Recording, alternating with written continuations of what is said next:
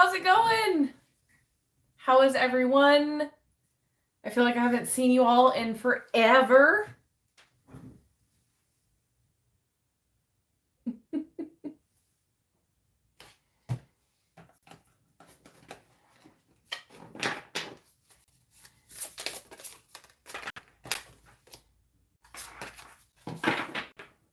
Hi, Alina. How are you? Good to see you.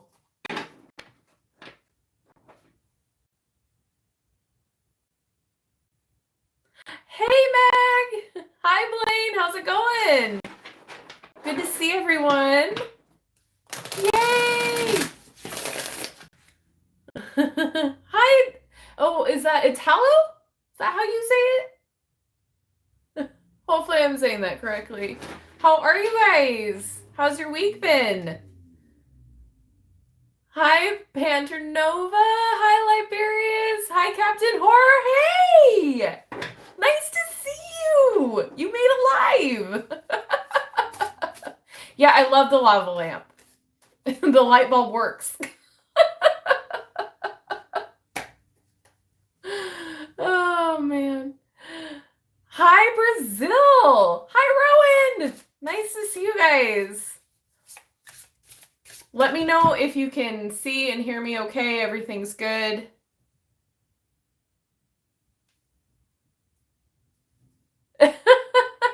We always love hearing people talk when it's good things. Talk away, chat away, it's okay.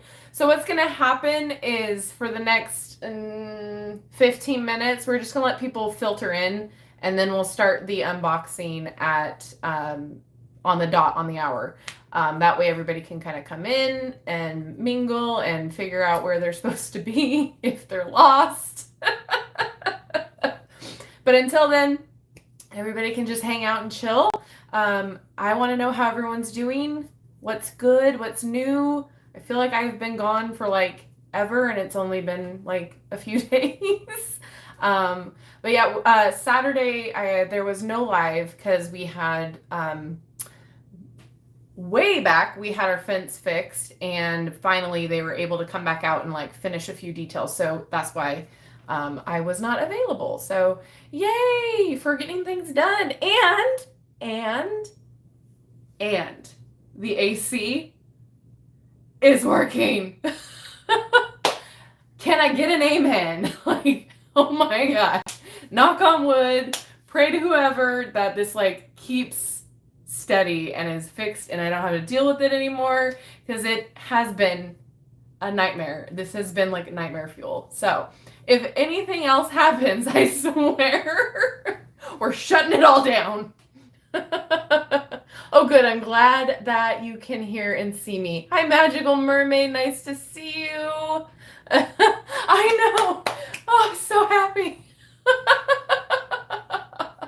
Let me tell you, it really does test your limits, like of what you can handle, what you can deal with. It really does. And you become resourceful, but I am so far behind on everything that I've been wanting to do. It's not even funny. So I've been trying to catch up with all my backlog stuff, as well as create new content. So there will be some interesting content coming up. The Patreon's already aware of it.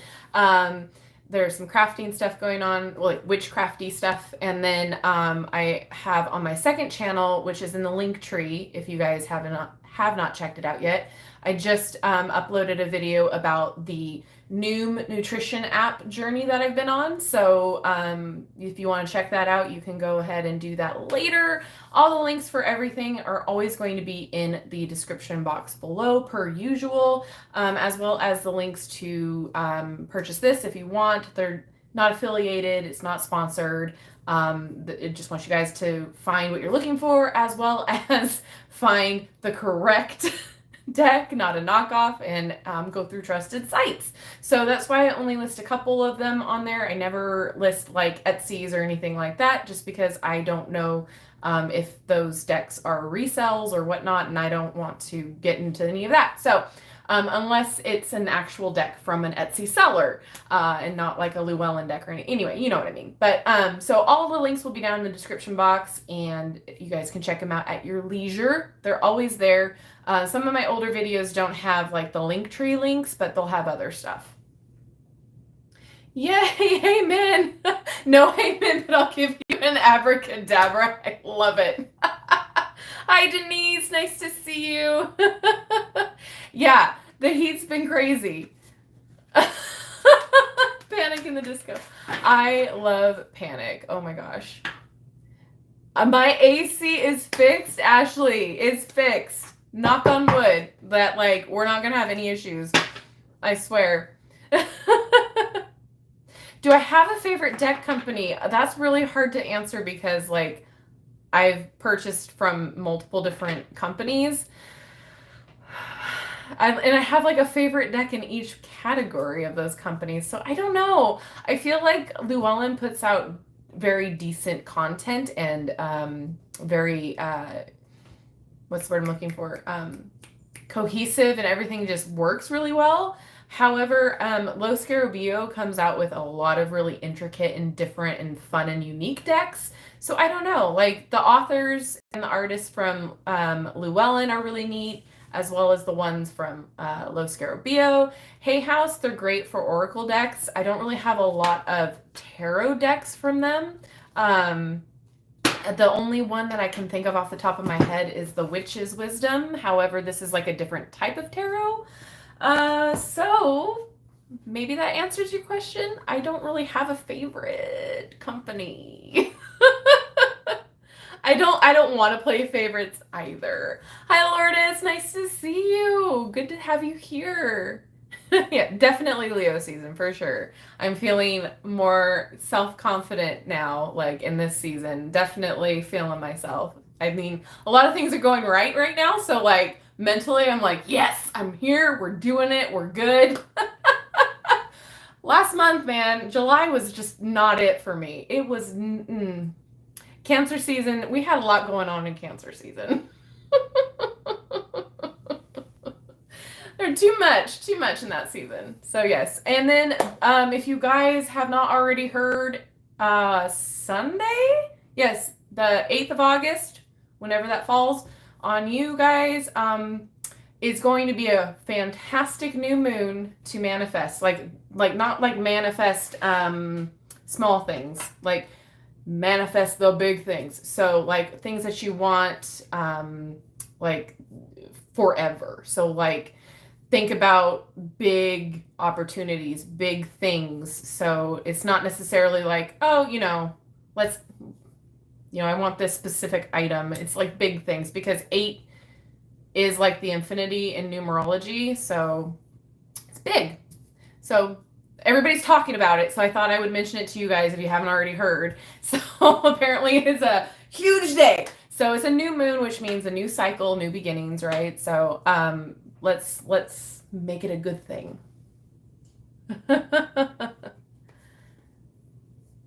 New moon. Oh, what sign is it in the new moon? Oh, I'd have to look it up. I am so not good with this. I don't know it's a new moon or a full moon or whatever cycle it is until like everybody starts talking and posting about it. I'm like, oh yeah, that's about right.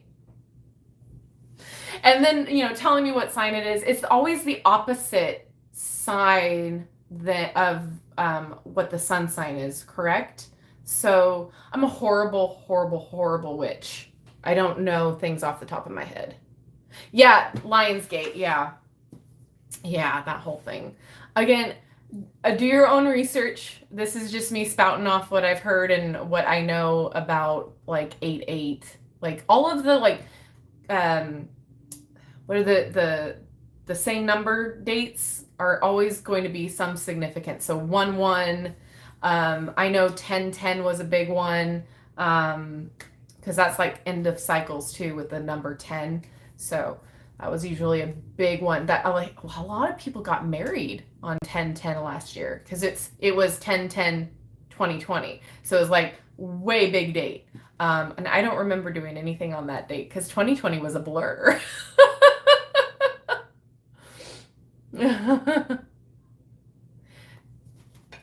New moon is the same sign where we're in. Full moon is. Thank you, Ashley. See, I'm a bad witch.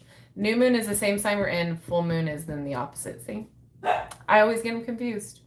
I'm horrible with this stuff, you guys. I'm horrible. Like, I have a planner and I don't even know where it is, but it literally will give me all of that information on it. And I haven't looked at it since February. That's where my mental state is.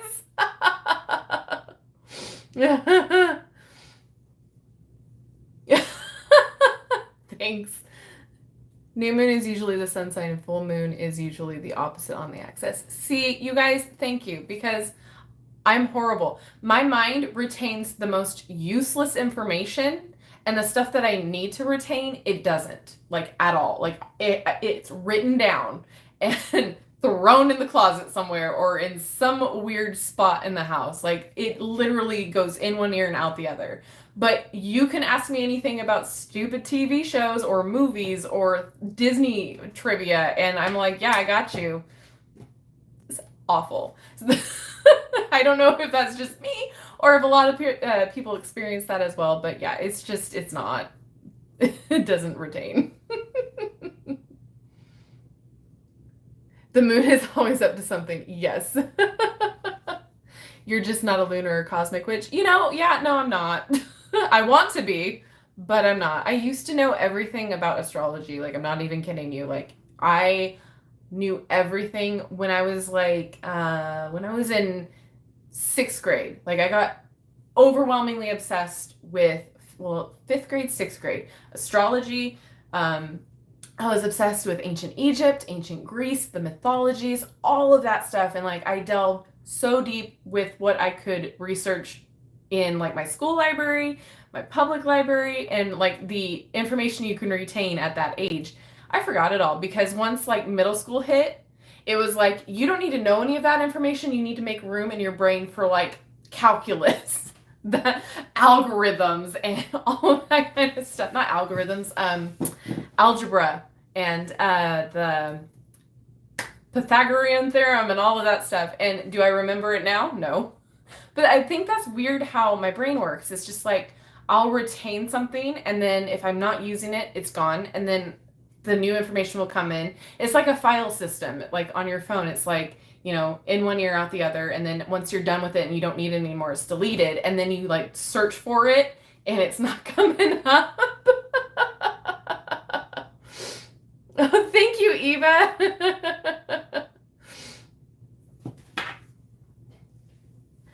Yeah, okay, so the thing with tarot and telling people that aren't in the community about it, it's really kind of difficult sometimes because depending on where they're at and how they were brought up, they really either think it's kind of like, oh, okay, or they think like it's some kind of a Ouija board or something, or like it's just evil and like you shouldn't touch it and bad things happen. And, to each their own and their beliefs, but in my experience, and again, everything I tell you is just within my experience.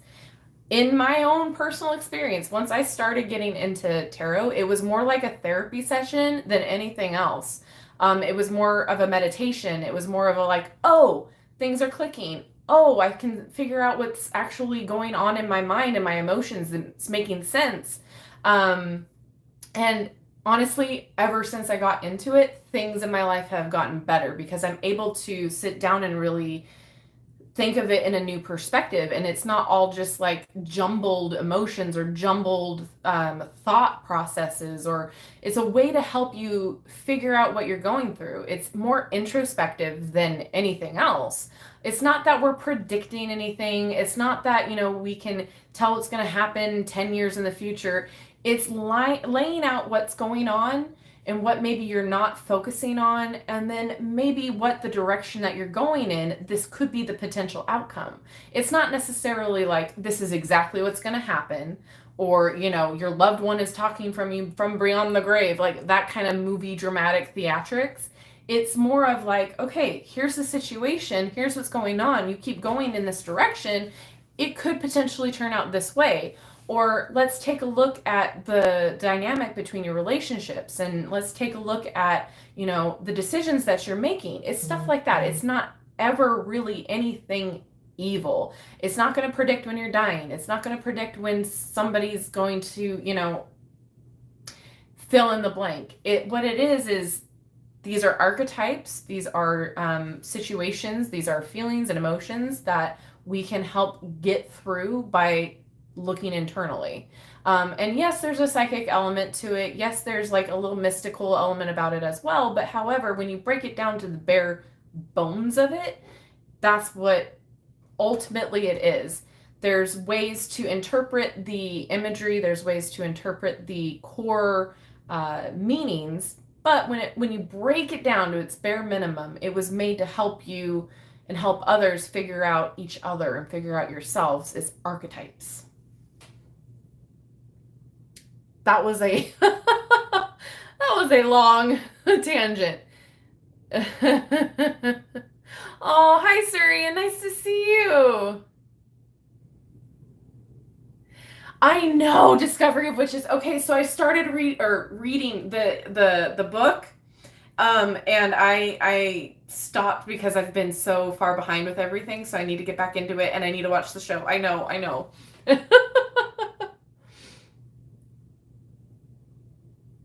Yeah, it's like therapy, yeah. Which is the best book guide for tarot tarot meanings? Okay, so anything by like Liz Dean. She writes really great books for any kind of level that you're at. For instance, I just bought like a whole bunch of on sale books at Barnes & Noble the other day. So this one's really great, the Tarot Companion, because it gives you different situations. So it has the meaning, and then it has like the you as a person, where is it, as an influence, as the you in the reading, and then the reverse meaning and some key meanings here. She also has some spreads, I thought, in this one. Maybe not. But yeah, this is a really good one because there's no like judgment in it. There's no like it must be this way. And I really liked the way that this was written. And then I do like the Stephen Bright, actually. This at Barnes & Noble is probably pretty inexpensive now. I'm not sure. This has been out for a while, but this retailed for $19.99. But it's a similar book. So it has like if it was a person, gives you some kind of questions to think about, and I'm not giving you the picture there. Some keywords, reversals. It's pretty comprehensive. So it's just a great little companion, and it goes with the Rider-Waite Smith. Same with Liz Dean. So again, when it comes down to your practice, it's your practice. So however your intuition sees the cards is what it means to you. But there is a structure. So these are great little guides to have alongside you if you aren't feeling really confident in the guidebook that your current tarot deck has. Because sometimes they can be small. I'll give you a couple things.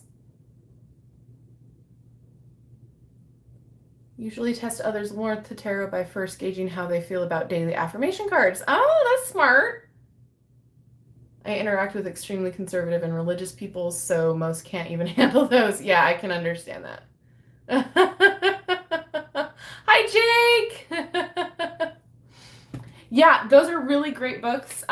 They are very comprehensive. They really give you a lot of great information. But looking at the time, we'll go ahead and start the unboxing now. We'll take a look at the Happy Tarot. So this is by Serena Ficca? I don't know. You guys know how awful I am with pronunciation. It's awful. Published by Los Scarabeo, obviously, with the little tuck box. And it retails for $23.95. And it has the different languages, so 5 different languages. And I don't remember where I purchased it. I think I got it off of Amazon. I hate that I order from there, I'm not going to lie. I'll just leave it at that.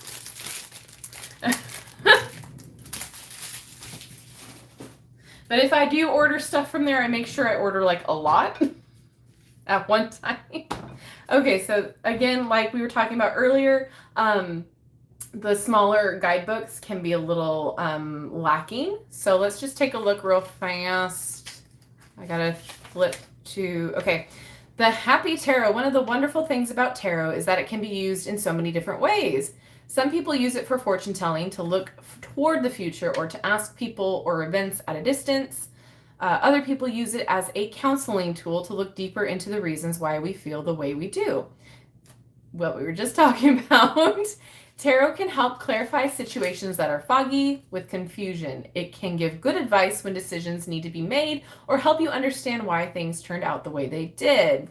Okay, I want to see if there's anything specific about these cards other than they're happy. Nope. Okay, so a lot of the times I like to look at the guidebook first for those of you who are new, just to see if there's any pertinent information we need to know before we look through the cards, such as if they're changing any symbols or changing the names, or if they specifically, threw away the whole structure and made their own deck. So that's why I look at the guidebook first.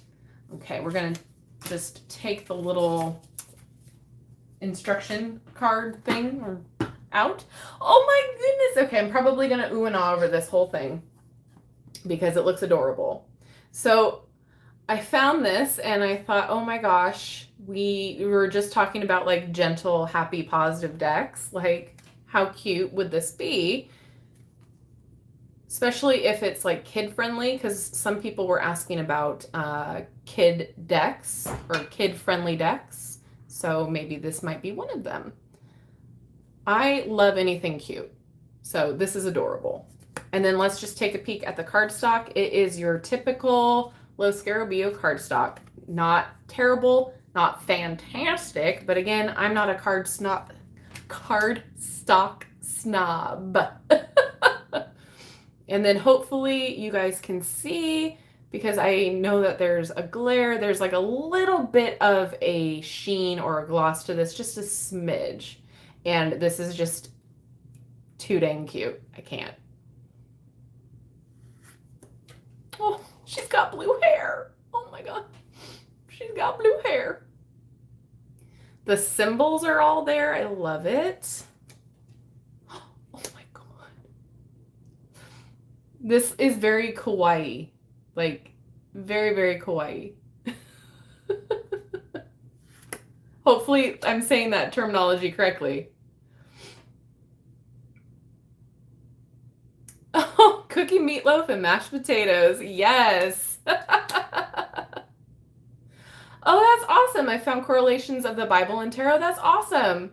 Yeah, like I don't want to see say anything negative about, any other religion, because it's not my place to say anything.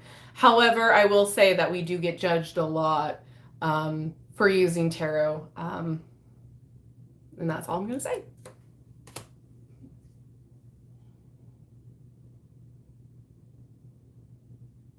The 4 beasts in the world card are the same as in Revelation. Oh, that's cool. Yeah. See, I don't know anything about the Bible. I know certain verses. That's about it. Oh my God, look at how cute he is.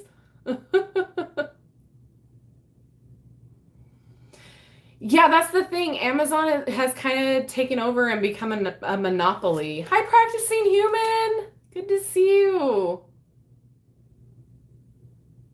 My camera is like trying to focus on 5 million things. Yes, it is borderless. And then we have a little number down here. We don't have the name of the card, which I kind of like, because then it allows you to kind of just use your intuition. Is very much based on the Rider-Waite-Smith. I love the addition of the candy. It's just super fun, super cute. I cannot wait to get to the intimidating cards and see how they are done. Precious Moments. Yes, very similar to Precious Moments. Oh my gosh. I used to have them as a kid, the little like figurines. Adventure Time. Yes. So I love Adventure Time. I actually put it on like to get ready to sleep, to like kind of get that and Futurama. I don't know why, but like I've watched Futurama so much that like I just get put right to sleep.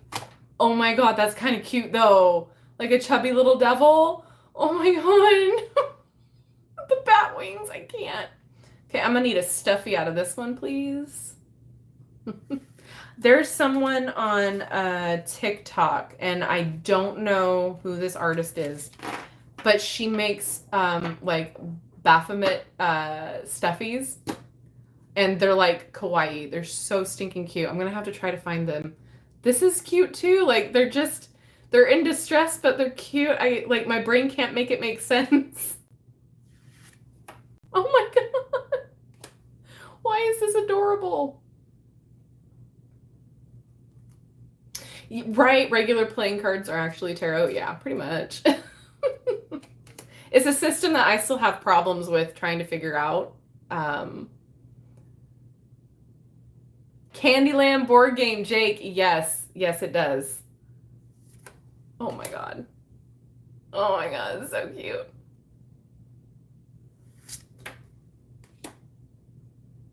Right, yeah, Magical Mermaid. Yeah, it definitely seems like this would be a good fit for people who would be intimidated by the regular Rider-Waite-Smith. It's very happy. Like, even the distressing tower scene, like, they were looking too cute. But you're still getting the same energy out of it. You still understand what's going on in the scene.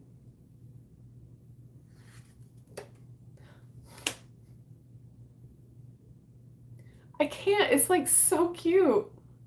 It's like going into a Build-A-Bear shop. You just want everything. You just want to squeeze it. Oh my goodness. I love the colors. They're so fun and bright, but not in a I'm going to hurt your eyes kind of way. It's more of like, it's just like a treat. It's like candy. It looks like ice cream to me. It's just very cool.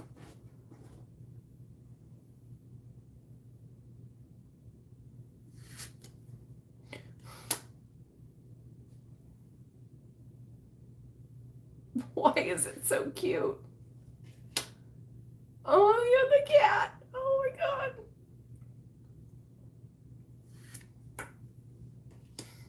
The colors are so fun. Oh my goodness. And I'm sure that these are going to shuffle really wonderfully because I've not had a problem with low Scarabeo decks shuffling.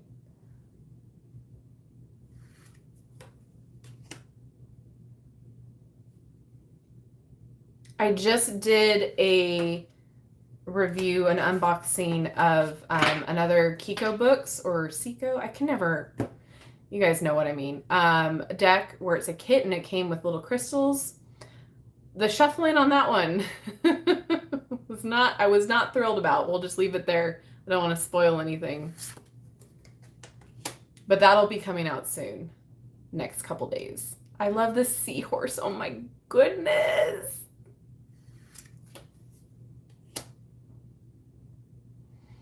Look at this guy up here. Oh my God, this hair.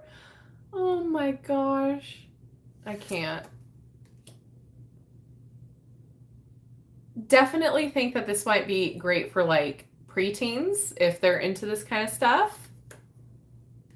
This gives me Adventure Time vibes for sure. That show is bizarre and I am here for it. Like, it's 11 minutes long for each episode.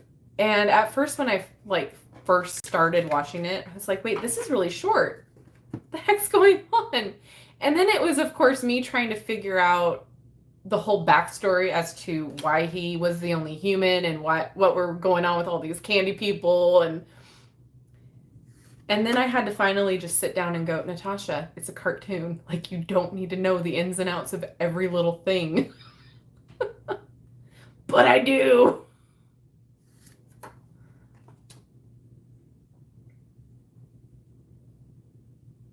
I love a good backstory. Who doesn't love backstories?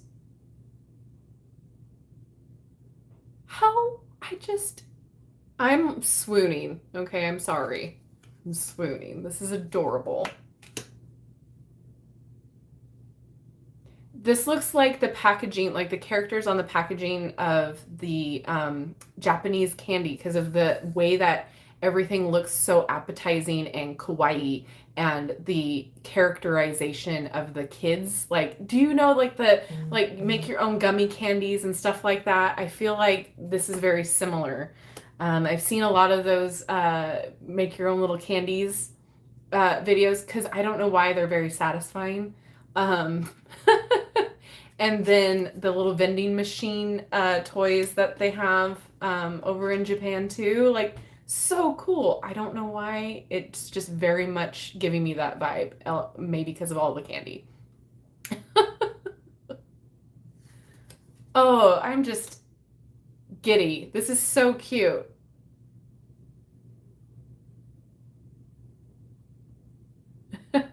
Gummy Bear Tarot. Right, I can't take the cuteness either, Liberius. Rainbow Unicorns Tarot. I don't think I have that one. The Crystal Unicorn Tarot? Because I do have that one, and it would definitely be good with that. Should be sold at Claire's.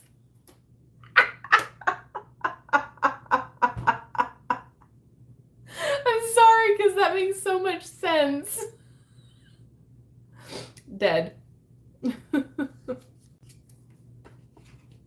Oh, the manga tarot and this. I don't know, man. I'm going to go with this one over the manga. Or is it manga? Someone corrected me in the video in the comments, and I don't remember which way is right now. Hello Kitty meets the occult. Yeah, pretty much. Oh my gosh, now I'm having like memories of Hello Kitty. Who is the frog? Because that was Kenopi. Anyway, that was my favorite, was the little frog. Keroppi. Chibi anime, like, yeah, very chibi. See, these terminologies, I remember the terminology. Yeah, crystal unicorns, yeah, definitely would pair really well with that. Look at how cute. Oh my god. Very kid friendly, I would say. But we'll look at the guidebook too.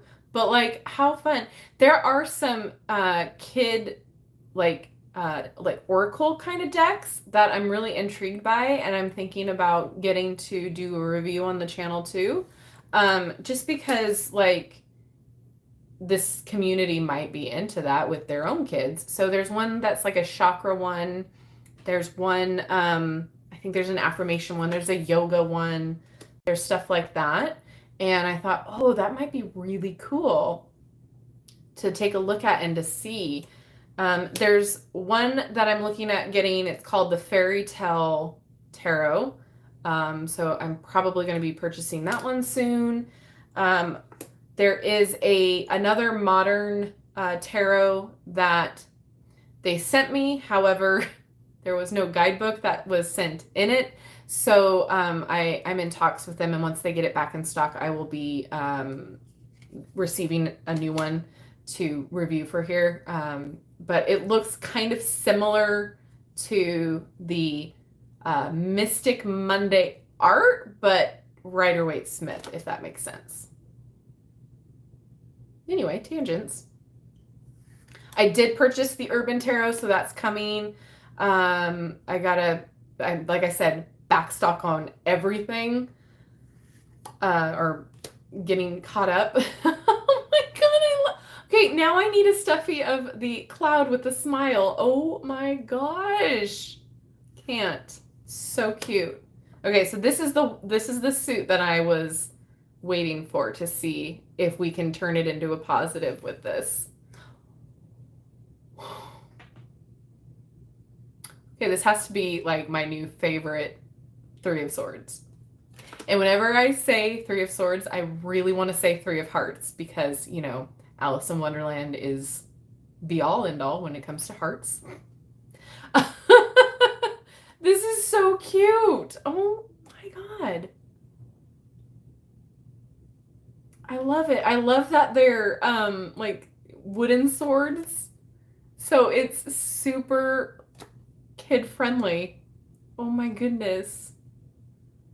Because who didn't pick up a stick and play with a wooden sword when they were young? Every stick I found as a child, everyone. I didn't care if it was a little short stubby one or a branch. It was either a staff, a sword, or a wand. Didn't matter. Or a lightsaber, depending on how we felt that day.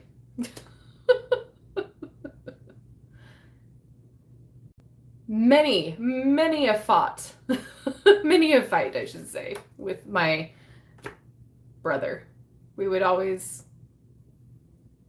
had imaginations, big ones. This is really cute. Oh my goodness.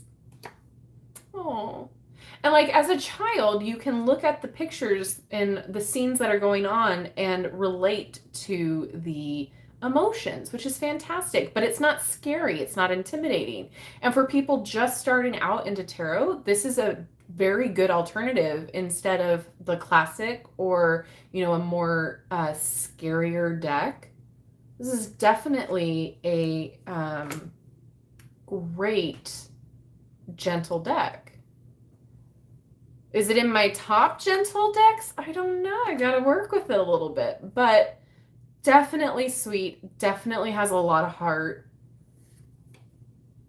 Super playful. I love this. Oh my goodness.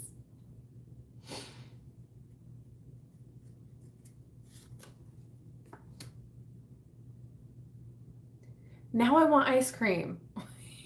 Cotton candy. Stop. Oh my gosh. Okay, so what happens next is we'll bring you down to the table level and we'll shuffle. So don't get seasick. I don't know why I always say that, but I do. Just a warning. Just a fair warning for you. All right. Okay. Because I'm a professional.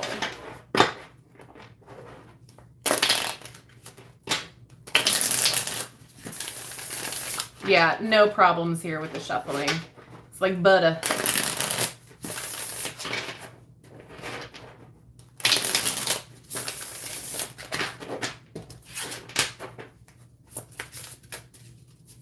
All right, let's pull a card to read.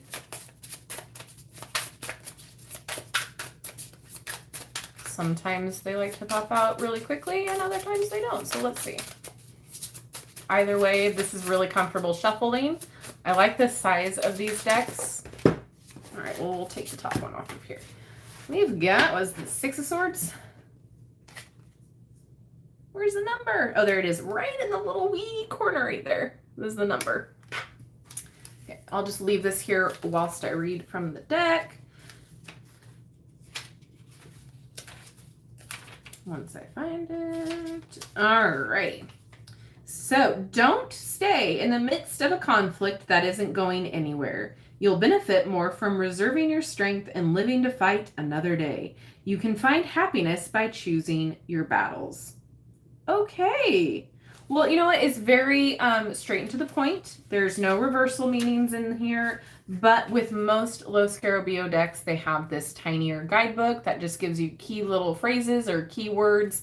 And I'm not mad at that, especially if you have a particular deck that you, or book or website that you like to use. I'm going to bring you up so don't get seasick.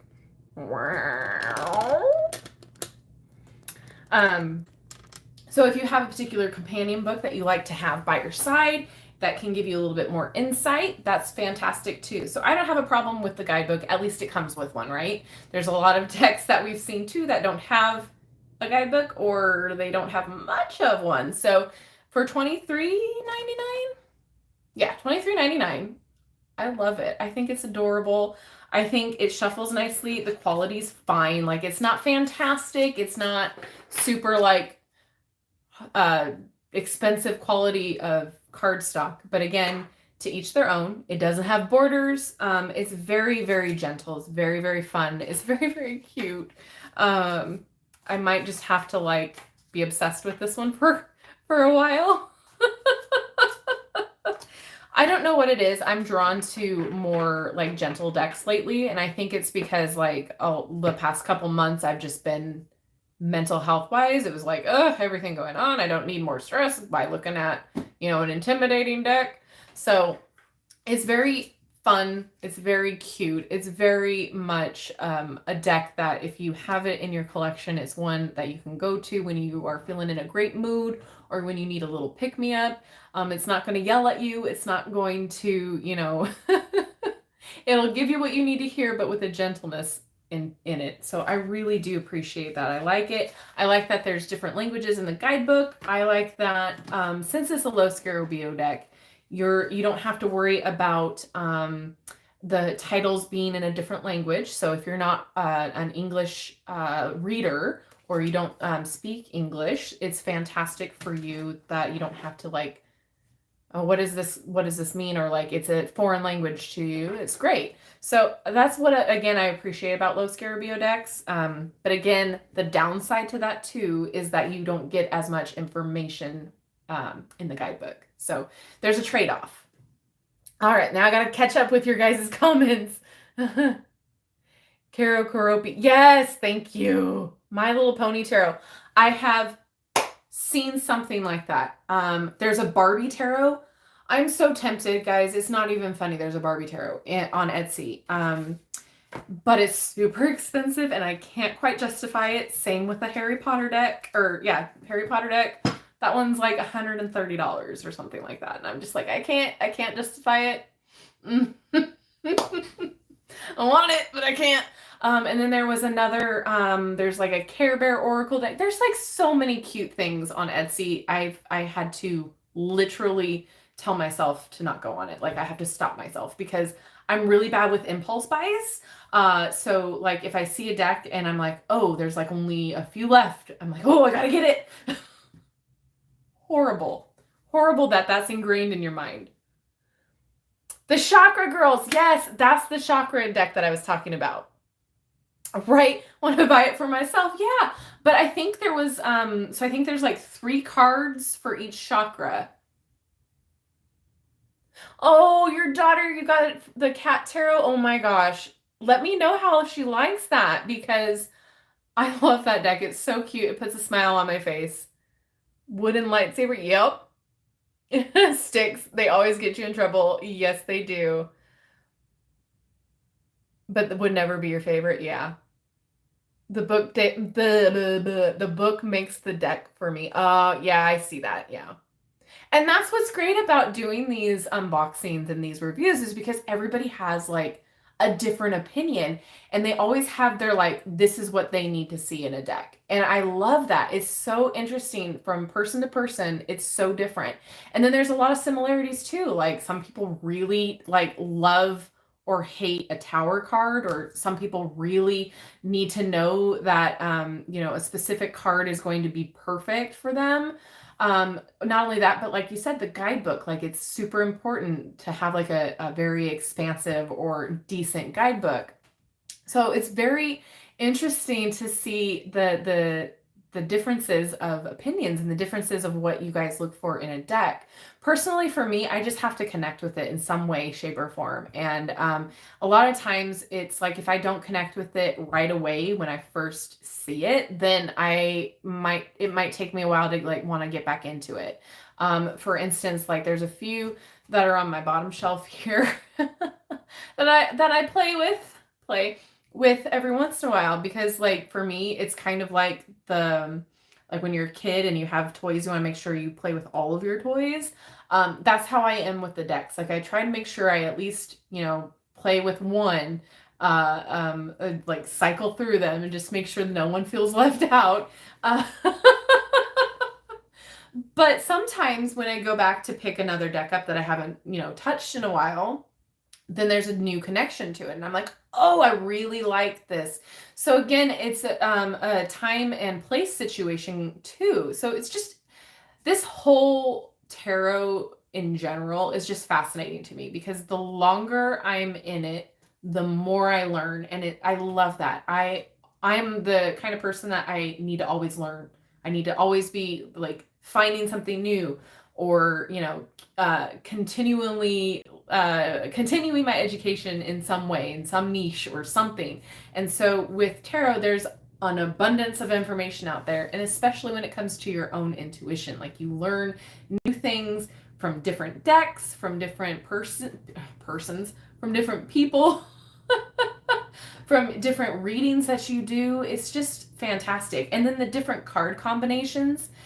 You can use different, like 2 to 3 different tarot decks at one time, or you can combine it with the oracle decks. Like, there's so many different ways to use divination. And again, that's the other thing. You can use tarot and a pendulum together. You can use tarot and tea leaves together. And sometimes it's like just confirmation that you're seeing the same thing, that you're getting the same information, or you're getting the correct answer.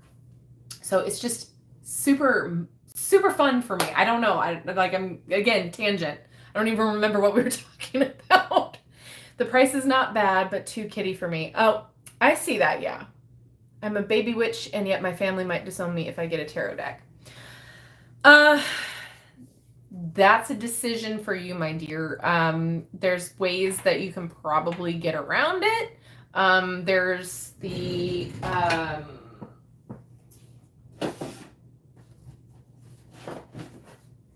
so there's these 2 decks, and I did videos on it, so you can see them in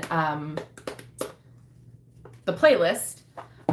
They look like actual playing cards. So if you got rid of the packaging and then just use the cards, I mean, you can use them as actual like 52 card poker cards. They're interesting looking, and they might ask questions, but that's a way to do it. I personally haven't had that experience where I've had to hide anything. So I don't really have any advice other than to just do what you feel is right. But there are ways. And then you can get like the little tiny decks too, the little mini ones, and you can just tuck them somewhere. I don't condone lying. I don't condone any of that. But however, if you need to do what you need to do, there are ways around things. Those are just a couple. I'm just a messenger. Let's give them to kindergarten teachers everywhere. Yeah, right? Good morning, Miss Vixen. How are you? Harry Potter deck. I gotta look this up. I saw the Avatar deck. Okay, yeah. Okay, now I'm having like flashbacks to when I wanted to click buy now. Yeah, the Harry Potter deck, it is the most expensive one listed in Etsy, and I can't remember the author's name.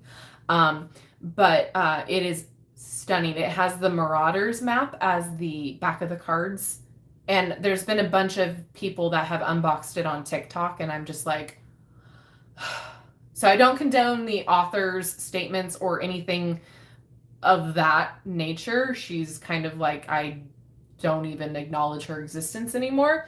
However, the characters and the books are always going to have a place in my heart. So they were my childhood. So anything Harry Potter, I absolutely adore and I love. Well, anything.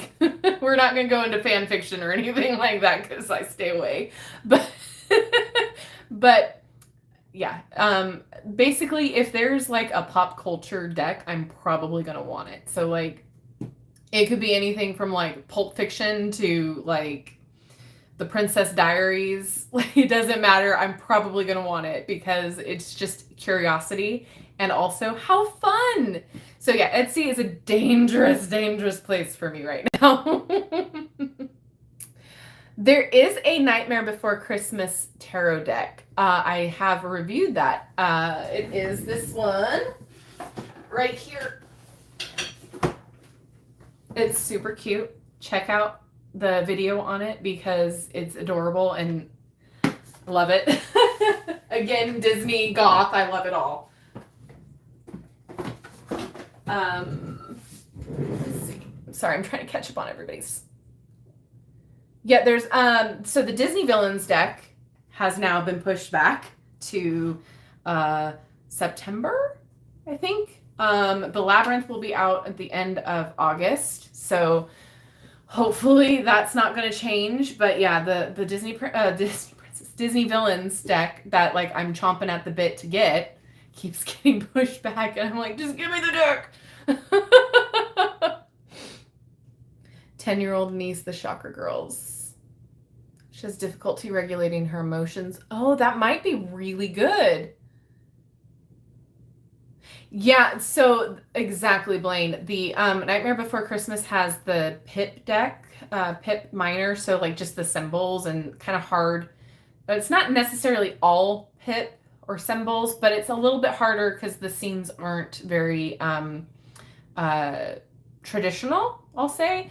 So it might be a little bit harder, but the book is pretty decent. So you can find it a lot more readily now than you could back when it came out. I think even Hot Topic sells it now. So it's a little bit more accessible. Whereas when it came out, everybody like jumped on it, rightfully so. So it was sold out for so long. The Greenwich Tarot is beautiful. Yeah, girl, just go on my go through the playlist.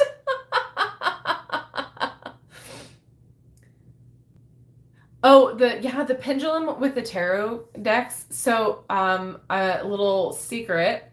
There's a lot of the times I will ask the pendulum what deck I should use for pick a card readings, or what crystal I should use for each group. So it's really interesting, and it usually is pretty spot on.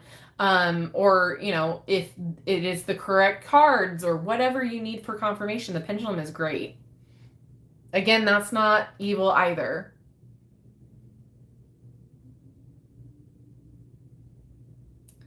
Yeah, there's an avatar deck. Everybody's freaking out. Okay, I'm trying to understand the tarot. Can you explain to me what is the difference between tarot and oracle? Okay, so tarot deck, it has specific cards. So there's 78 cards, and there's a structure to those cards. It goes through the hero's journey. So it takes you from the Fool is kind of like innocence all the way through the trials and tribulations to where you end up with the world as you now have come full circle. And then the minor cards, there's structure. So there's I'm probably going to confuse you. So basically, tarot has structure. Tarot is always going to be around 78 cards, and there's specific meanings for each card. Oracle cards can be whatever you want them to be.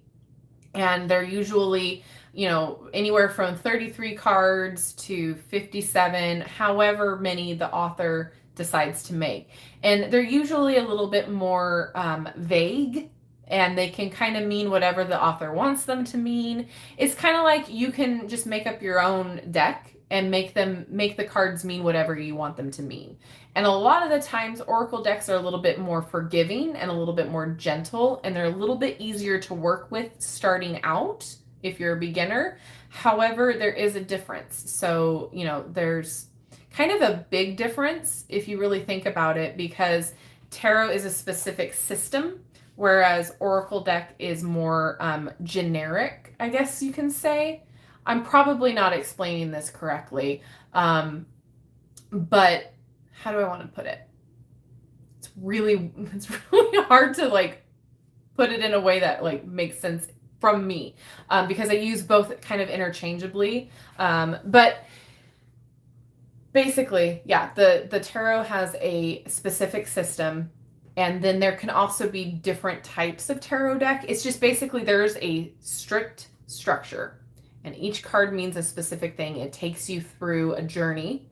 And then there's a bunch of archetypes in it. So, the Fool, we've got the Lovers, we've got the Devil. So all of these different archetypes to help you understand what's going on. The major arcana is about things that are not necessarily out or in your control. So they're kind of like big picture ideas.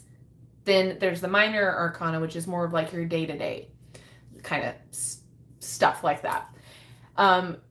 Hard to explain big differences, and then unless we go into this whole video about it, and maybe I can do a difference video. Hopefully that helps. Have you seen the Fairy Blessings Oracle? No, I have not. There's a supernatural deck. Yes, I do have that one. I also have it on the playlist. Gave it to my husband. He's more of a I'm a supernatural fan, but he's like more of one. So I was like, okay, here you go. I usually give him decks that I'm like, I'm probably not gonna play with this right now. You want to try it out? So yeah, I gave him the wizard one to play around with too, the Wizard Barge Tarot. He's like, oh, this looks cool. It's like, okay, have fun. My favorite deck, so I get asked this a lot. Oh my God, a Coraline deck would be fantastic. I love that movie. It's very intense for a children's movie. But I love it. So my favorite deck happens to be the Everyday Witch Tarot. And honestly, the reason for it is because it kind of rekindled my love for tarot. When I was learning tarot, I was learning off of like the traditional Rider-Waite-Smith as well as a pip deck, which I wasn't connecting to, and it was very hard to learn on for me. So tarot was just more of like, it felt like school. It didn't feel like I was using my intuition. It felt more like, okay, I'm not getting this right. I'm not learning what I should be learning. Like I need to study. And then when it feels like work, I kind of tune out. So the Everyday Witch Tarot made this chair, I swear, made things make sense to me a lot more clearer. It wasn't work for me. It was just very much more, oh, this is, yeah, of course this is what it means. Of course this makes sense now. Everything just like, it like rekindled my love. It didn't like hinder anything. Everything just made sense. And I wanted to work with tarot again. I wanted to dive headfirst into it again. But I do go through phases. I go through a lot of like, okay, I'm going to use this deck for a while now. Or I go through, like, if I'm asking certain questions, then I'm using a certain deck for it. So I go through, I'm going to say phases with decks, but this is always going to be like my absolute favorite just because of the connection that I felt with it. And I feel like there's a lot of different tarot readers that have the same like connection with their specific deck that's why it's their favorite. Or like their first deck that they ever purchased that they learned on, that's their favorite deck because of that connection. However, I feel connected to a lot of different decks up there just because like the art or how it just made me feel, or you know, the what I was going through at the moment when I started playing around with it. But for everything else, like this is the deck. I really just have a weird connection with it. There's like one thing that I could see as a negative, and there's no real diversity in it. But other than that, everything else just works for me. It's very whimsical, it's very fun, and it's very much gentle, at least in my eyes, without being like, it like tells you what you need to hear, but it's gentle, and it definitely is easy for people that aren't familiar with tarot or a little intimidated by tarot to pick up on what the images actually mean. They understand what I am saying along with the images, so they can connect the two easily with this. So very, very cool. Let's see. Oh, the wicked sign over here. Yeah, you're not the only one that has thought that. Yeah, it's not a deck. You know what? Maybe what will happen is one of these days, because I do want to make multiple decks. I have like too many ideas. So maybe one day I'll just make a deck called the Wicked Tarot. I love the Light Seer Tarot. Absolutely. The Shapeshifter deck. I'll have to look into that too. They did put a lot more diversity in the Everyday Witch Oracle. Yes, absolutely. So, and I love using the two together. It's just it's very fun. And then I'm excited because Halloween's coming up. So I will be breaking out my Halloween decks, which There aren't many, but I'll be excited to start using all of those. I love the Halloween Tarot by, and I can't remember the author's name. It's down here at the bottom because I put it away until Halloween comes. This is, Kitleen West.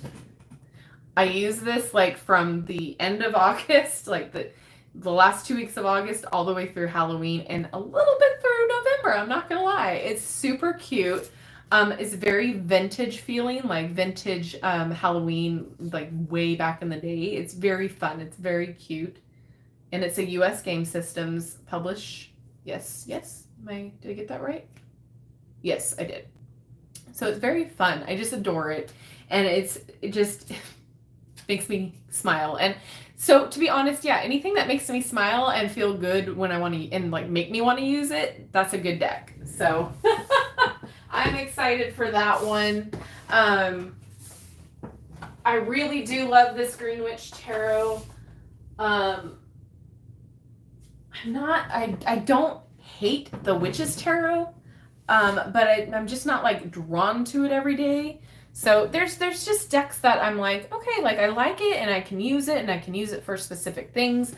But every once in a while I'll get called to use a different deck. So I get asked like if I ever give away decks that I don't use anymore. And honestly, I'm a pack rat when it comes to this. So like it comes to the point where it's like, okay, maybe I could give it away because I haven't used it. And then like I'm still connected to it. So I wouldn't want to give it away or I wouldn't want to get rid of it. And it's kind of that collector mentality too, where you're like, okay, I want the next deck and I want to keep it. Because again, you never know when they're not going to make that deck again. So like, for instance, the Doreen Virtue decks, right? So her decks, they got turned over to Radley Valentine. So her original decks, if you try to go find them now on eBay or wherever, they're hundreds of dollars and they weren't worth that when you first purchased them. So just like anything, if there's a demand for it after they're done being produced, the price goes up. And so your girl ain't gonna pay $300 for a deck that I've already purchased for $23. So I will keep them on the off chance that they do go out of production and I can't purchase them anymore. So, but there are times where I'm like, I don't use it. And then like 3 days later, I'm like, oh, I should use that. I would love a Lord of the Rings deck. Hands down. There's been art made and I'm just like, can you please, I will pay, take my firstborn. I would pay, Lord of the Rings, love it. I will sit through a Lord of the Rings marathon every single day for the rest of my life if I have to. Like, I love that series so much. The Hobbit, that ain't it. I was so disappointed. But that's another story for another time. My current favorite is the Tarot of the Divine, my first deck, so I might be biased. Hey, that's how it goes, though. I know that you don't read reversals. May I know what made you decide not to read reversals? Does it limit your messages and the way that you read them? Actually, no. Again, I read intuitively, so your practice is your practice. I try reading reversals, but I feel like you have to either set the intention of how you're going to read the reversals or they screw up your reading. I don't like to think of tarot in a negative way. And the way that my mind works is really weird, so keep that in mind. So if I look at the picture next to the next card, so how the story goes, and I think of the question and what I get up intuitively. I do every once in a while do reversals, but if I do them, like I have to go with the meaning in the book. Otherwise, my mind will just go crazy. So to keep it from doing that, I just read what I see all upright. Again, it's just a weird quirk, I guess. When I started reading tarot, I tried learning the reversals. I tried learning it all at once. And it was too much. I couldn't deal with the fact that it felt like work and it felt like school and I wasn't into it. So I just stopped reading reversals after a few different tarot books that I read. They were just like, you don't need to read reversals. It doesn't matter. That not everybody does. And I'm like, oh, okay. So like I just can use my intuition. So for instance, like depending on your question, if you're asking about, so for me, this just happened this morning when I pulled a card. I've been being chased by the devil card recently when asked about like just a generic question of like, what message do I need to hear today? And so I would have I would get the devil card and then the world card, and those two would pop out together. And I'm like, oh, because what I'm doing now is I'm breaking habits and I'm trying to have a new cycle. So the devil card represents like feeling trapped or feeling manipulated or temptation because the chains are not allowing you to move forward or move past it. You're feeling, like you're chained to something, right? So in this case, it was bad habits and it was, I'm chained to these temptations. But what I'm asking is like, what message do I need to hear? And everything that I'm doing lately, I'm breaking bad habits. So I'm breaking those chains, which if you look at a reversal for the devil is what that is. So, well, I guess you can say depending on the author. But if you look at a generic tarot reversal meaning for the devil card, that would be what that would be. And then next to the world, that's a new cycle, that's success, that's the ending of one thing to another. So the way that I read it was, I'm breaking my bad habits for a new cycle and I'm like turning over a new leaf. Things are, looking good going forward, that sort of a thing. Like this is a new beginning, this is a new chapter. So that's how I read. I don't know if that made sense. I don't know if that helps you. But that's kind of where I'm at. Like I said earlier, my brain, I can only hold so much information in it at once. And with reversals, I feel like it's kind of trivial to me. It doesn't hinder my reading capabilities. And if I feel like it does, I will pull more cards to see if I'm getting the right information. And again, if I'm reading for a client, they're right there. So I can ask them, is this making sense? Or, is this along the lines of what's going on? So if they say no, then I will continue pulling, or I'll like ask why that card is there. So there's ways of like, again, your own practice, right? So there's ways of doing things that doesn't necessarily mean by the book. So it doesn't hinder me at all. However, everybody reads differently. So there's no real right or wrong way to read tarot. There's a structure, yes, but it's how you want to read it. Obviously, if you're getting like the Two of Swords in a reading, it's not going to mean that, you have a soulmate or, you know what I mean? Like you can't put crazy meanings on the cards. The cards meanings are, I'm not going to say this right. Horrible with getting words out. Basically, you can't make up a meaning for the card. It still has to be in the realm of what that energy meant or that archetype, right? So if you were to read a reversal, you can read it as a reverse of what the upright position means, or you can read it as maybe something that you need to unblock, or you can read it as a absolute no, or depending on how you want to read a reversal is up to you. So that's why it was just way too much information for me to take in. I'm like, it's not making sense. So how it works for you is how it works for you. I'm an advocate for like, you do you. Like if it works for you, then yes. Hi, Josh. Nice to see you.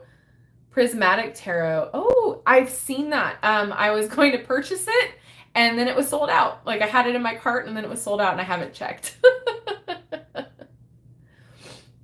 A Percy Jackson deck. Oh my gosh.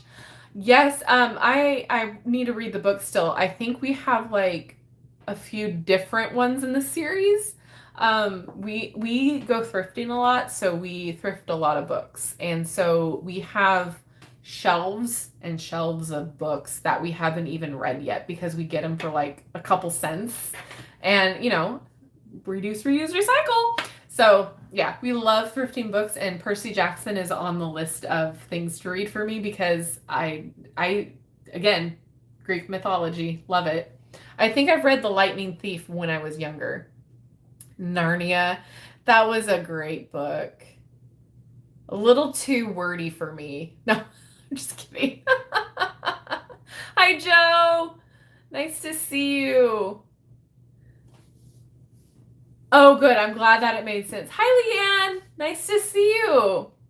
Yeah, I'm glad that that made sense because sometimes, okay, so for those of you who don't know, I have fibromyalgia, so my brain doesn't work like it doesn't work. So I like to call it brain fog, and a lot of people call it brain fog, actually, not just me, but I call it brain fog, to where like the word is on the tip of your tongue and you can't get it out, but you're in your mind, you know exactly what it is that you're trying to say. And it's just like this weird, like it doesn't compute moment. So if I'm explaining something, sometimes in my head, it makes complete sense, but the words that come out are just like word vomit. And it's like a hot mess. And so that's why I always say, does this make sense? Like in the videos and the readings and stuff like that, because half the time in my head, I'm thinking I'm saying something that makes sense. But sometimes this doesn't make sense. And then there's times where it's like I'm thinking of the word that I want to use, and I completely blank and I forget and I won't remember for like ever. And then like 3 days later, I'm like, oh yeah, that was the word. That's what I was trying to say. My husband is really great, and my mother too, because my mother has the same condition. And so we have like, we talk with our hands like this, or we're like, you know that one thing, and you do this and you do that, and they're like looking at you and they're like trying to take you all in and take the hand movements in, and they're like, oh, tea kettle, that's what you're talking about. Yes, tea kettle, that's it. And so when you're around me for a long period of time, you start to understand how my mind works and how I verbalize things. And so like it's just, you have to laugh because otherwise it'll just be it's chaos. So for the last 10 years or so or more that I've been dealing with this, like people around me in my orbit have been like, okay, I can figure you out now. You're not crazy. You just don't have the right connections. Ooh, Dune. Okay, so I don't know what you think, Josh, but like I tried to watch the original Dune. I fell asleep. I mean, I have tried. I got to like maybe an hour through. I tried. I couldn't do it. Husband loves it. And I'm excited about the new movie with what's his name? Charlemagne or whatever, again, see. The like new heartthrob guy. I'm excited about it because I'm hoping that'll be a little bit quicker pace. I can appreciate that the first movie was based upon the book and that they tried to incorporate as much as they could. However, my attention span doesn't last that long, and if you are not doing something amazing, I kind of tune it out. So I'm hoping that it'll be more of a universal things will work out in their favor in this movie. I don't know if it's out yet or not, actually. I haven't been paying attention. But yeah, the concepts behind the Dune book and the movie would probably make a great deck, from what I've heard and what I've seen. The spice! Synapses, yes. I don't have very many of them. I have found in my experience with tarot that cards, depending on the others around it, can mean a blend of both upright and reverse meanings. Yes, thank you. See, okay, shout out to Rowan.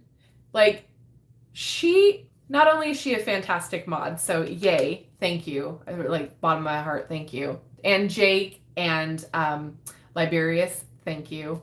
But Rowan can articulate what I'm trying to say in the comment section way better than I can most times. So thank you. I appreciate that so much. Wonder Twins Connect. Hi, Teehee. Oh, well, welcome. So nice to have you here. I didn't know it has a name. Sometimes it's so difficult for me to put into words what I have in my head. Yeah, brain fog. That is essentially what it is. It's just like you just cannot remember, or like it just goes blank and you're like, wait, what was I trying to say? Wait, where was this conversation headed? Like it's just like an abrupt stop.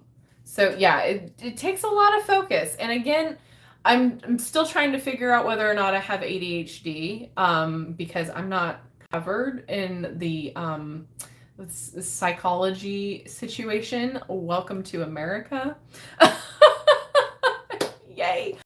So I'm like putting that off, trying to deal with getting diagnosed. But for all intents and purposes, I feel like I do have it, considering what I've researched and from other people who do have it that have talked to me about it. So that's another kind of symptom that people with ADHD can have, is the brain fog, or like the miscommunication type things. And there's just like a long laundry list of symptoms that I have for different things. And who knows whether it's from fibro, whether it's from chronic fatigue, whether it's from hypermobility or an undiagnosed mental illness. Who knows? Brains, man. Oh my goodness.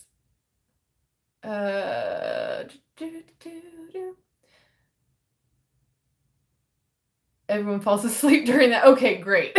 I'm glad. Mention that the Reverend Mother Gaius Helen Mohame uses cards in either the first or second book. Oh, interesting. Yeah, so that was one of the books, as well as like the Game of Thrones books, that I was just like, I'm not even going to attempt it. Not even going to attempt to read it, because I can guarantee you I will reread the same paragraph 5,000 times before I get through it. I have a really hard time focusing when I read. So that's why like audiobooks are fantastic. Because I, for some reason, retain the information a lot better when I'm listening to it than like reading it.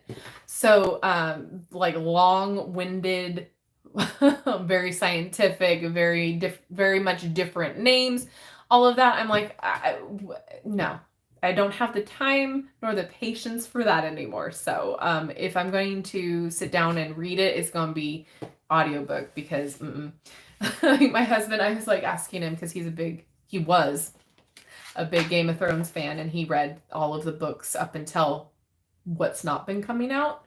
And he's like, I'm going to just stop you before you even try. You're not going to make it through. I'm like, okay, I'll take your opinion on that. I'll take you up on that. I don't have fibro, but whatever I have, my brain doesn't work either. I mean, 'tis the season, right? Did that, but I read it with the audiobook. It works great for me. Oh, awesome. Reading along with the audiobook. That's the ticket too. That keeps me on track as well. I've done that before. It's fantastic. Or like, remember when you were back in class, like in high school, and they made you like, made the class read portions of the book out loud in class, and like you would go desk by desk, and like you would like calculate when you were supposed to read. Anyway, that was very beneficial for me. I loved that, because not only am I hearing it, I'm seeing it, and like I retain the information a lot better. Snowflower and the Secret Fan, great audiobook. Ooh, Dune doesn't do anything for me. If you read anything in your life, let it be The Princess Bride. I tell you, that book took a turn real fast. It's one of my favorite books. I read it. I try to read it a lot. I read it a lot in high school, actually.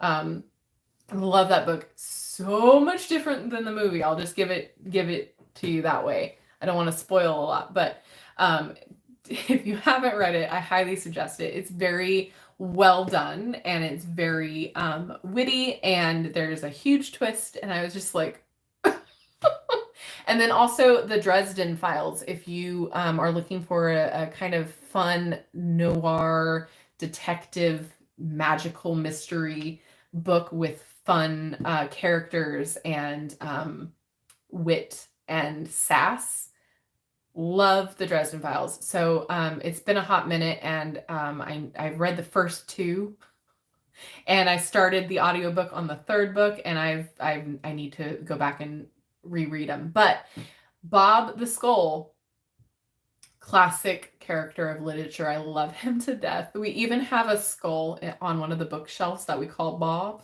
It's fantastic. Hated reading this class. I loved it. I didn't care. I would volunteer. I had no fear. And I remember this one time where I was reading a passage and it had blessed, but I read it as blessed. I don't know why, but I was just like, oh, and blessed. And everybody got upset with me. They're like, that's not how you read it. It's blessed. I was like, you don't say blessed? I'm like, I'm different. I don't care. Oh, poor readers. See, I had no fear. I didn't care.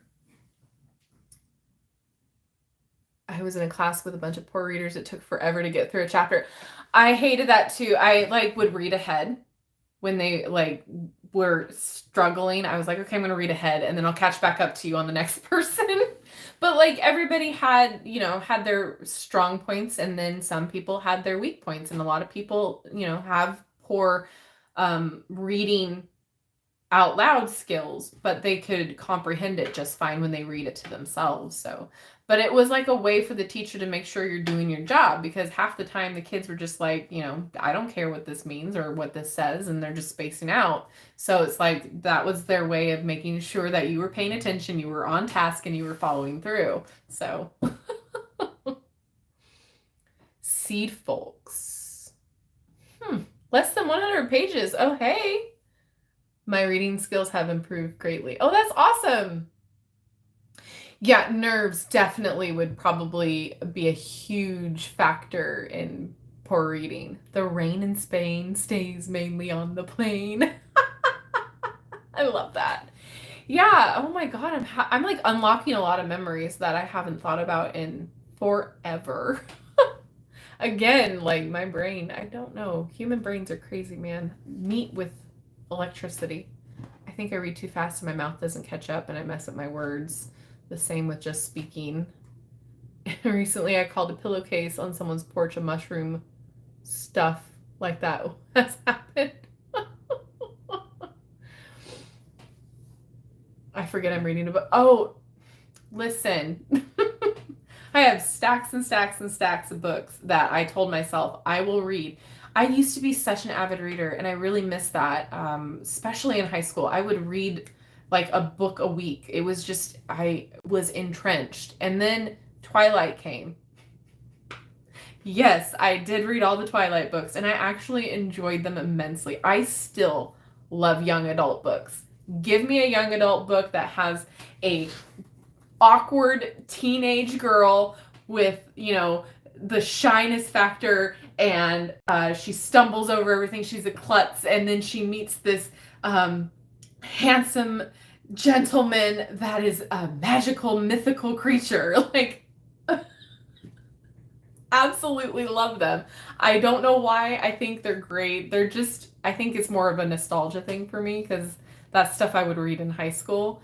But it's fast and easy to read, and it's fun, and it's kind of like a brainless thing. There was a bunch of free Kindle books back in the day, and a lot of them were mermaid themed or vampire or stuff like that, or witchy themed. And I'm just I would read them, consume them, because it was just quick and easy, and it was fun. It was better than watching TV. At the time. This is a few years ago, actually. And so now I have to get back into that habit. But yeah, reading is just, it's a form of magic for me. It's it's a transportational thing where it just takes you to another world. It takes you to another dimension, different people. And it's just an escape. So it's just really fun. I love reading. I miss that. I used to be able to consume it for so long, so quickly.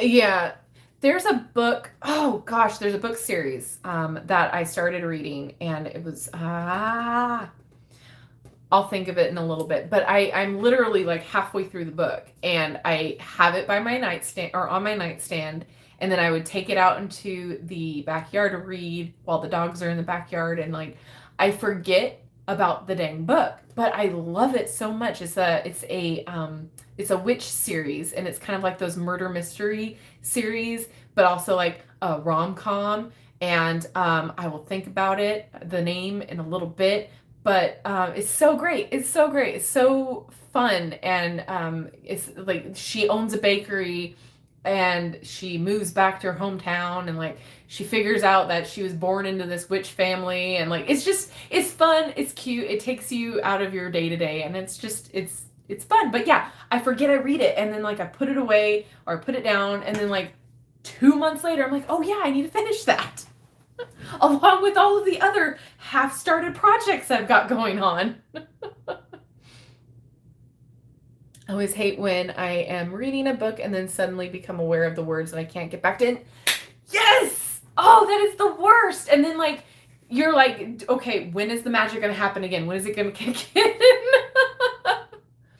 I've read all the Twilight books too, and I have no regrets or embarrassment over fangirling about it. Okay, let me just pause real fast. We're going to take a Twilight tangent real quick, like, because this week I just watched all of them on Netflix back to back to back, and I live Facebooked about it, and I am not ashamed.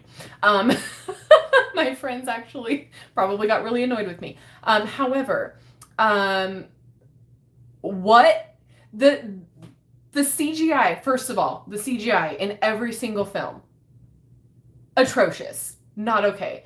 And then looking back on the whole concept of everything, as an adult, no. Jacob, no, honey, no, that's not, no.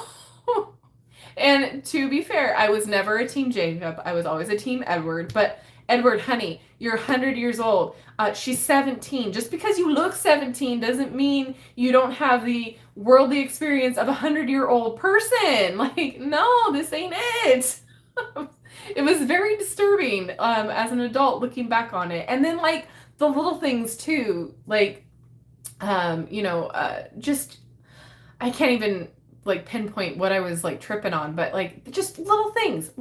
And the CGI snow scene in the very last film drove me bonkers watching it, because like now with all the upgraded technology, it's just like jarring to see the green screen in the background of the hair, and like I'm just like, can you not? But like the first film, iconic. The blue filter that they used throughout that, like, stunning. Loved it. I need more of that in my life. The rest of the films, they should have been more consistent with the stylistic approaches. But yeah, not okay with some of the things that have happened. And that poor Charlie man, Mr. Swan. I'm so irritated with how much Bella put him through. Like, looking back, like when you were, young and, reading the books, you're like, oh yeah, she like wants to go out and like live her life, and she's like trying to figure it out, and she's got to do that whatever it costs kind of thing, and like her dad will forgive her, her dad will, blah, blah, blah, blah. No, you don't do that to a parent. Like, you don't sneak out at all nights, and then like you go get married at 18, and like, oh my God, you're okay with it as a parent to this guy that like broke her heart just a year ago, and like she threw herself off a cliff over, like just to get a thrill to see it? Like, what? No! I'm gonna stop. I'm getting too heated. But like, don't put your parent through that, please. Like, don't do that. And then like, leave and pretend you're like sick and like fly to Switzerland to get help and like tell him not to come. Are you kidding me? Are you kidding me? No, not okay. I'm upset with the movie at that. I'm upset at Stephanie Meyer. I'm upset. Like, you don't do that. End rant.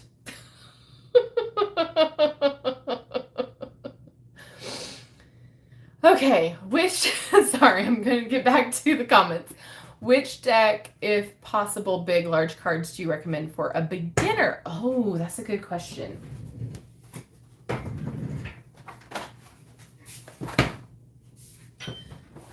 Okay, these have large cards. So the Everyday Enchantment Tarot, super diverse, super easy to read the cards, but they are pretty big.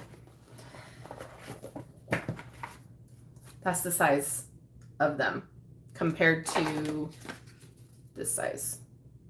So they're pretty big. So very diverse, very easy to read the emotions. Love them. And the book is very good for beginners too.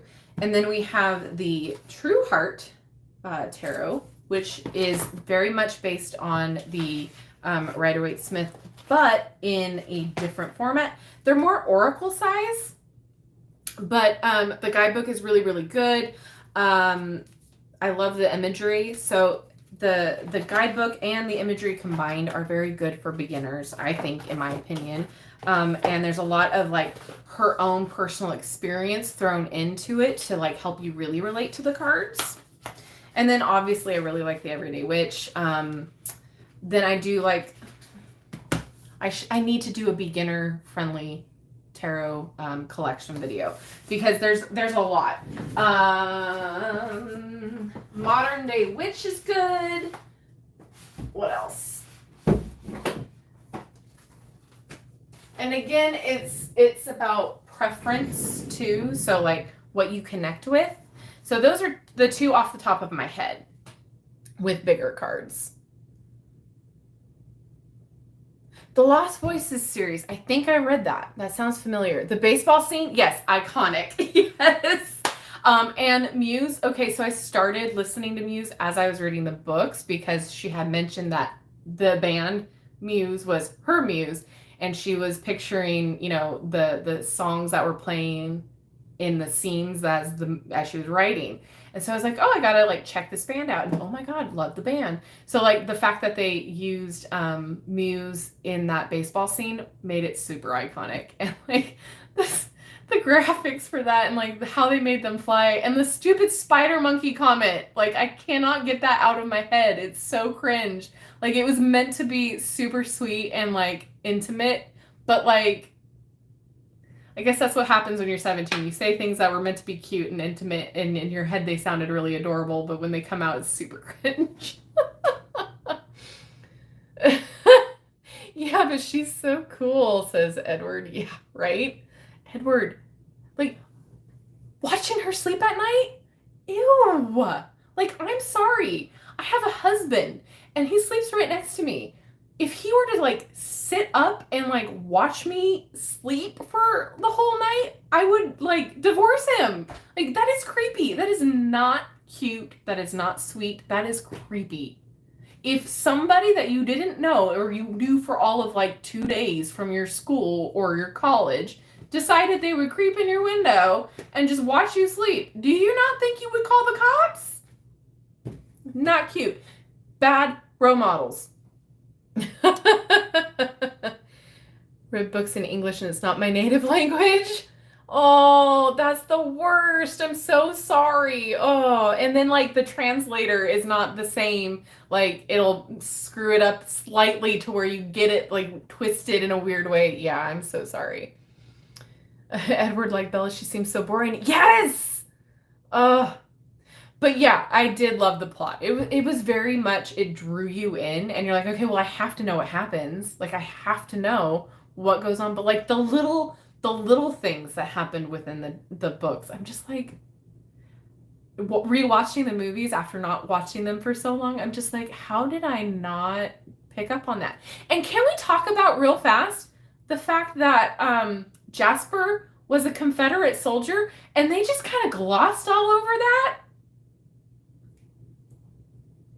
Like you want to talk about, like, dive more in depth about your experience and how you're now just like still a new vampire type situation. Like yes, I have thoughts. I have a lot of thoughts.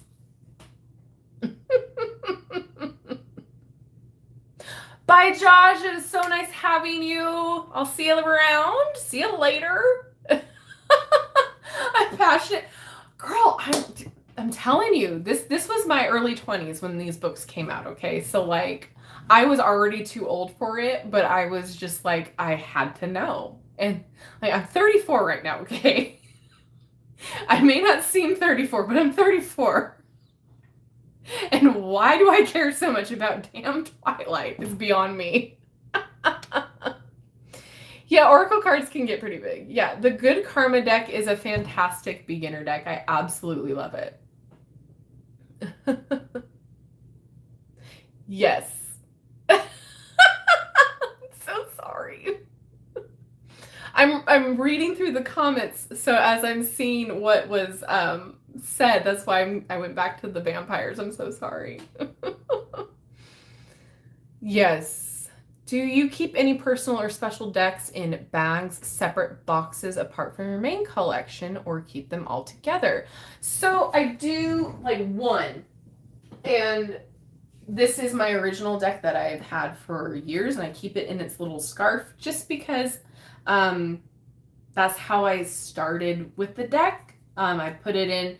So there's different ways that you can initiate your deck. There's different ways that you can keep your deck. You can keep it in a different sack or satchel, or you can wrap it in a scarf like this. You can put it underneath your pillow to connect with it at night a little bit better, and that's what I did with this deck. So it's a little special in that way, since it was my first deck ever.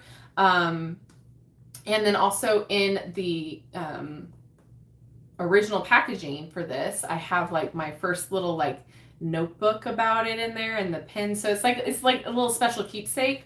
But other than that, everything else is in its original packaging.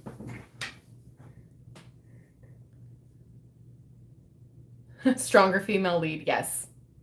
I wanted to hear all their vampire turning stories so badly, and they did just gloss over them. Yes, right? The Twilight Curse was creating a real film career after the movies. Okay, so, but to be fair though, I love Robert Pattinson. He, really came into himself as an actor. Loved the movie The Lighthouse. It is a mind... you know what the word I'm trying to say? The mind F. With him and... can't remember his name, see? But it's shot in black and white. It's supposed to be back in the day, in the 30s or maybe the 1800s. I can't remember. But they're trapped in a lighthouse, and then they start going in a little bit insane, a little bit cuckoo. And so it's about how they adapt and how they deal with it with their time in the lighthouse. And it was phenomenal. His acting was just fantastic. And then Kristen Stewart, she definitely came into her own in later projects.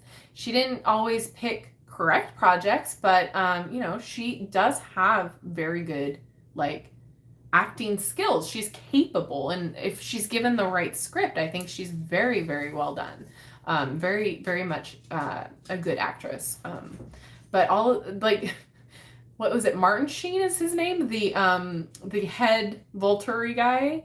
He has been in so many different things and so many wonderful characters that he's played, that him showing up kind of gave the movies credibility in a way. But of course they were already there was a big fandom around them anyway, so why wouldn't you want to jump on the opportunity to be in those? And then you had Dakota Fanning, and then you had Taylor Lautner as Jacob. His career didn't really take off too much, though. I mean, I tried watching his what was it, Abandoned or Abducted or something like that, where he was the lead. It didn't do it for me. I had to turn it off. Tangents, man. I'm going off of tangents. Yes, William Dafoe. Thank you. Yes, William Dafoe. Oh, yeah.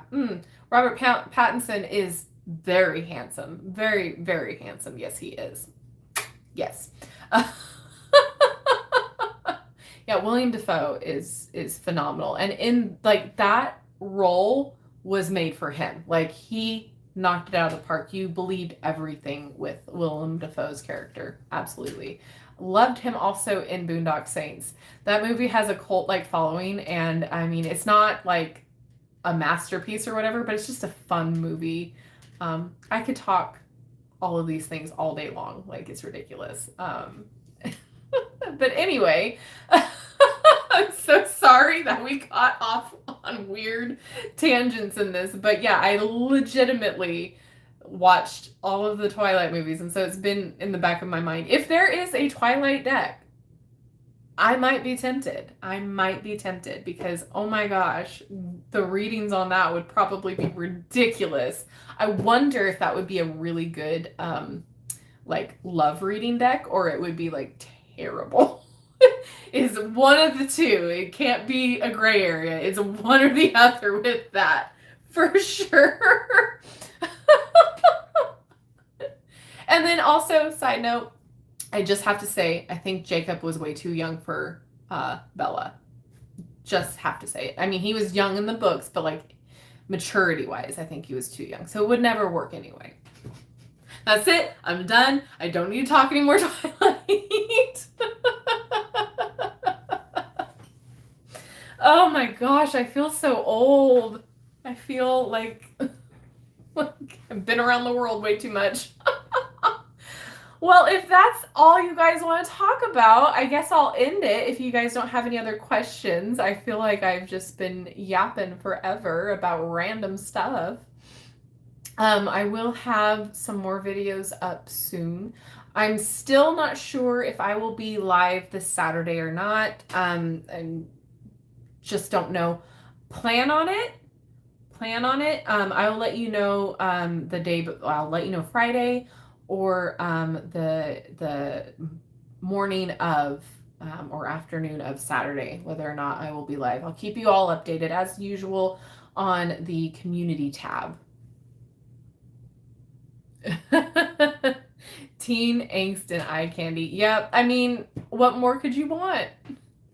That should be the title. That's like a band name. If I were Andy Dwyer right now, I would say called it. Like, that new band name. Mouse Rat Forever. I don't know if you guys have realized it yet, but I talk in pop culture. Everything is pop culture references. I'm so sorry. And if you knew the people I hung around with and are in my life, you'd understand. Oh, Lourdes, thank you. I'm so glad. Oh, I'm glad, Blaine. Thanks for hanging out with me. So yeah, like I said, keep an eye on the community tab. Check out the Patreon if you haven't already. That's where all of the uploads go first. And then I do have a second channel in the link tree. So that's where stuff that isn't like tarot or witchy related will be. And then if you guys want to hear me talk about anything like pop culture, I can put it over there on the other channel. We can have discussions, whatever you want to do. Oh, thank you. I'm so glad. Yes, please do.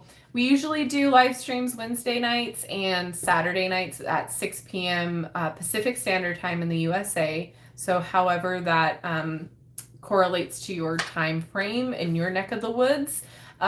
So same time every Wednesday and Saturday. And then we vote on the community tab the day or 2 days before what we want to look at. If we want to just sit and chat, if we want to do readings, or if there's a particular deck, I'll give a couple options and then we vote. And then the day of, I let you guys know what we're going to be doing that night. So keep a look always at that community tab, or make sure it's coming up with your notifications. I don't know if it does, but always make sure your notifications are on. That way you will never miss anything from me. So thank you guys so much. I love hanging out with everybody. Thank you to the mods. I appreciate you deeply.